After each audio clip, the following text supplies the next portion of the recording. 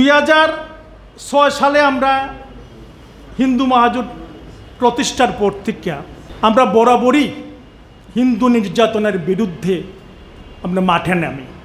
আমরা 2021 সালে যখন হয় কি জানি করোনাকালীন সময়ে না কুমিল্লা নোয়াখালী চাঁদপুরে যখন মায়ের প্রতিমা ভাঙচুর হয়, প্রতিমা ভাঙচুর হয়েছে পরের দিনই মহাসচিব মহোদয় একটি টিম নিয়ে সেই এলাকা পরিদর্শন করেন এবং দুর্গতদের, আহতদের, নিহতদের পাশে দাঁড়ান। প্রতিবাদ প্রতিরোধ করা ওনার একটা মজ্জাগত অভ্যাস। আর এই মজ্জাগত এই যে অভ্যাসটা, ওইটাকে পুঁজি করে কিছু লোক বলবো কি ক্ষমতাসীন লোকের চামচা কিছু লোক ওনার উপরে বিভিন্ন অপবাদ দিয়ে আসছে।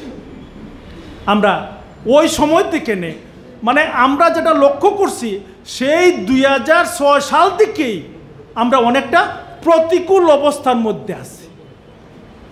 2006 সাল থেকে আমরা অনেকটা প্রতিকূল অবস্থায় আছি। মাঠ পর্যায়ে যারা কাজ করছেন আপনারা ভালো করেই জানেন। তো এই প্রতিকূল অবস্থা এখন আর নাই। কেন নাই?